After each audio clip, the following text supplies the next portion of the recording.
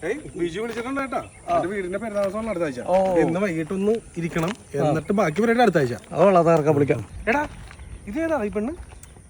നമ്മുടെ വാർഡിൽ ഇങ്ങനെ ഒരു പെണ്ണിനെ കണ്ടിട്ടില്ലല്ലോ ഇതുവരെ. ഇത് ഞാനും കണ്ടിട്ട് ഞാൻ ചോദിച്ചോണ്ട് ചോദിക്കണമെന്ന് വിചാരിച്ചതാ. നീ എപ്പോഴാണ് ഇത്? ഞാൻ രാവിലെ. ഞാനും ഓർത്ത് കാരണം ഇന്നലെ ഇവിടെ പോസ്റ്റർ ഒന്നും ഞാൻ കണ്ടില്ലായിരുന്നു. ഈ വാർഡിലാണ് ചിലപ്പോഴേ ഈ വാർഡിൽ നിൽക്കണവന്മാര് അപ്പുറത്തെ വാർഡിലൊക്കെ പോയി മത്സരിക്കുമല്ലോ. കാര്യമില്ലല്ലോ. അത് തന്നെ അങ്ങനെ അപ്പുറത്തെ വാർഡിൽ പരിചയമില്ലാത്ത ആൾക്കാരെ എല്ലായിടത്തും നിൽക്കുന്നത്. വേറെ കോമഡി, ഇത് വാർഡ് 64 മത്സരിക്കുന്ന പെണ്ണിന്റെ പോസ്റ്റർ. നമ്മുടെ വാർഡ് 13 12 64 മത്സരിക്കണ 12 എന്തിനാണ് കൊണ്ടെന്ന് വെച്ചാൽ ഞങ്ങൾക്ക് കൗൺസിലർ ഒന്ന് വിളിച്ചു ചോദിച്ചാൽ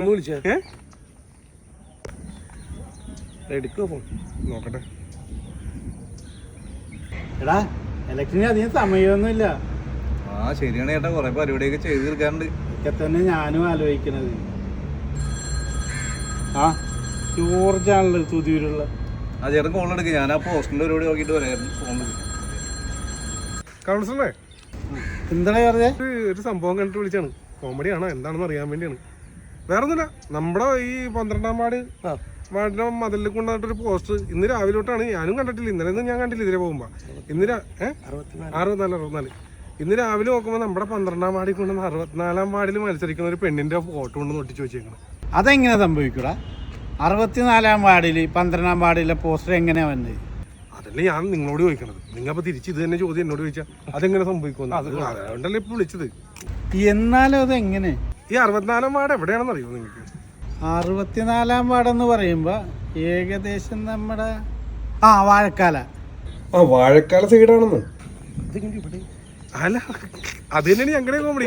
വാഴക്കാലിൽ മത്സരിക്കുന്ന ആള്, അതായത് 64ാം വാർഡിൽ മത്സരിക്കുന്ന ഈ ലേഡിയുടെ സൗമ്യ എന്നാ പേര്, സൗമ്യ.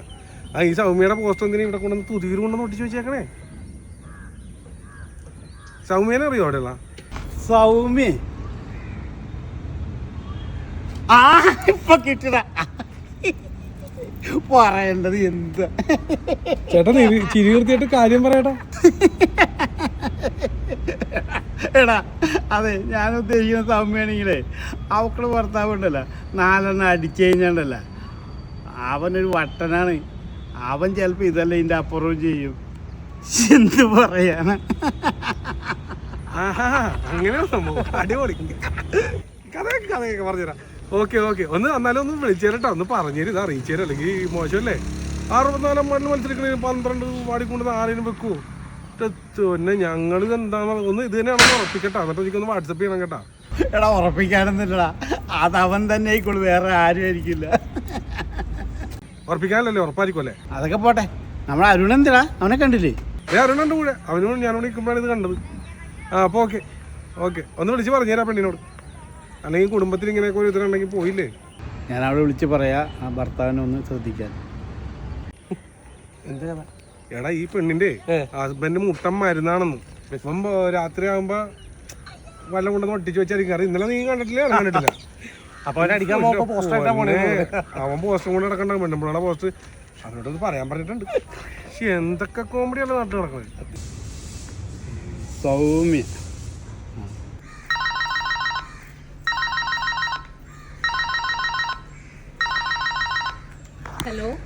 ഹലോ സൗമ്യ, ഞാൻ കാക്കനാട് കൗൺസിലറാണ്, അറിയില്ലേ? അനിക്കുട്ടൻ. മനസ്സിലായി ചേട്ടാ, എന്താ വിളിച്ചേ? സൗമ്യ, ഈ തവണ 67ാം വാർഡിലല്ലേ നീ മത്സരിക്കണേ? അതെ ഞാനും ഉണ്ട്. ഞാനിപ്പം പ്രചാരണത്തിന് പോയിക്കൊണ്ടിരിക്കുക. എന്നാലേ ഇനി മുതലേ ഹസ്ബൻഡേല് നിന്റെ പോസ്റ്റർ കൊടുത്തിടുമ്പോ സൂക്ഷിക്കണം. എന്ത് പറ്റി ചേട്ടാ? എന്റെ 64ാം വാർഡിലെ പോസ്റ്റർ 4 കിലോമീറ്റർ അകലെ തുതിയൂരുണ്ടേ ഒട്ടിച്ചിട്ടുണ്ട്. ഞാൻ ആലോചിച്ചിട്ട് അത് നിന്റെ ഹസ്ബൻഡ് ആകാൻ സാധ്യതയുള്ളു. എന്റെ ചേട്ടൻ 2 എണ്ണൊക്കെ കഴിക്കുമെങ്കിലും അങ്ങനൊന്നും ചെയ്യാൻ സാധ്യതയില്ല. എന്തായാലും തുതിയൂര് നിന്റെ ഒരു പോസ്റ്റർ ഒട്ടിച്ചിട്ടുണ്ട്, നീ ഒന്ന് സൂക്ഷിച്ചാ നിനക്ക് നല്ലതാ. ചേട്ടാ ചിലപ്പോ അങ്ങേരായിരിക്കും. ഇന്നലെ അങ്ങേർക്ക് തുതിയൂര് കൂട്ടുകാരന്റെ വീട്ടിലായിരുന്നു പണി ഉണ്ടായിരുന്നേ. താങ്ക്സ് കേട്ടോ ചേട്ടാ. പിന്നെ ആ പോസ്റ്റർ ആരെ കൊണ്ടെങ്കിലും ഒന്നും വലിച്ചു കീറിക്കളയാമോ? അത് ഞാനേറ്റ്. അതെ, ഈ കാര്യം പുറത്തറിയാതെ നോക്കണം. നമ്മുടെ നാട്ടുകാരുടെ സ്വഭാവം അറിയാലോ. പിന്നെ മറ്റേ പാർട്ടിക്കാരാണെങ്കിൽ എന്തെങ്കിലും കിട്ടാൻ കാത്തു നിൽക്കുക. അപ്പം ആരും അറിയാതെ ഒന്ന് വലിച്ചു കീറിയേക്കണം ചേട്ടാ. ഇല്ല, ഞാനതേറ്റ്. പിന്നെ അവനോട് കാര്യം നീ പറഞ്ഞേക്കണം, ഇനി മേലാൽ ഇങ്ങനെ ചെയ്യരുതെന്ന്. എൻ്റെ ചേട്ടാ ഞാൻ പറഞ്ഞ അങ്ങേര് കേക്കോ? എന്നാലും ഞാൻ പറഞ്ഞു നോക്കാം. നമ്മുടെ ഈ മറ്റ് പാർട്ടിക്കാരൊക്കെ അറിഞ്ഞു കഴിഞ്ഞാൽ അവസ്ഥ ചേട്ടൻ അറിയാമല്ലോ, ഞാൻ പറയണ്ടല്ലോ. ആ അത് പോട്ടെ, ഇന്ന് അവൻ എവിടെ വർക്ക്? അങ്കമാലിയിലാണ് ഇന്ന് വർക്ക്. അവൻ രാവിലെ വീട്ടിൽ നിന്ന് ഇറങ്ങിയപ്പോൾ വലിയ പോസ്റ്റൊക്കെ എടുത്തിട്ടുണ്ടാ? ആ